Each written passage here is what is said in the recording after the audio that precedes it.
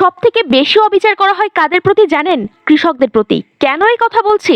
দাঁড়ান বলছি। আজকে সবাই মিলে আমরা ধান ঝাড়ছিলাম। আমাদের ধানগুলো অনেক আগে বাড়িতে চলে এসেছিল, কিন্তু লোকের অভাবে ধান ঝাড়াই হচ্ছিল না। গ্রামের যেহেতু অধিকাংশ সবাই কৃষক আর সবাই ধান চাষ করে আর সবার ফসল প্রায় একসাথেই পাকে, সবাই যার যার ফসল ঘরে তোলায় ব্যস্ত থাকে। তাই এই সময় কাজ করার লোক পাওয়া অসম্ভব প্রায়। কৃষকেরা এই ধানের জন্য হাজার হাজার টাকা খরচ করে, রোদে পুড়ে কাজ করে। অবশেষে যখন ফসল পেকে যায়, ঘরে তোলার সময় হয়, তখনই চলে আসে সব থেকে বড় সমস্যা, কাজ করার লোক পাওয়া যায় না। যাও পাওয়া যায় তারা পারিশ্রমিক চেয়ে বসে দ্বিগুণ। অন্য সময় যেখানে পারিশ্রমিক থাকে 500 টাকা, সেটা এই সময় হয়ে যায় 800, 900, 1000, কখনো কখনো 1200। বাধ্য হয়ে কৃষকেরা ওই পারিশ্রমিকে রাজি হয়ে যায়। কষ্ট করে ফলানো ফসল তো আর ফেলে রাখা যায় না। কখনো কখনো আবার ধান কাটার সাথে সাথে শুরু হয়ে যায় বৃষ্টি। পাকা ধান তখন জমিতে জমে থাকা জলে হাবুডুবু খায়। তখন কৃষকদের এই দৃশ্য চেয়ে চেয়ে দেখা ছাড়া আর কিছুই করার থাকে না। এত কিছুর পরও যখন ধানগুলো ঝেড়ে উড়িয়ে বিক্রির জন্য নেওয়া হয়, তখন মন প্রতি দাম আসে জানেন কত? 1000 টাকা, 1200 টাকা। পরে অবশ্য কমতে কমতে 800, 900তেও চলে আসে, যেখানে একজন ধান কাটা লোককেই পারিশ্রমিক দিতে হয়েছে 1000 টাকা। অনেক সময় তো দেখা যায় সব ধান বিক্রি করে দিয়েও যে টাকা খরচ হয়েছে সেই টাকাই ওঠে না, বরং সেচের খরচ আর সারের দোকানেও দেনায় ডুবে থাকতে হয়। আর বর্গা চাষীদের কথা তো বাদই দিলাম, তাদের 3 ভাগের 1 ভাগে জমির মালিককে দিয়ে দিতে হয়। আচ্ছা, এবার আপনি বলুন তো,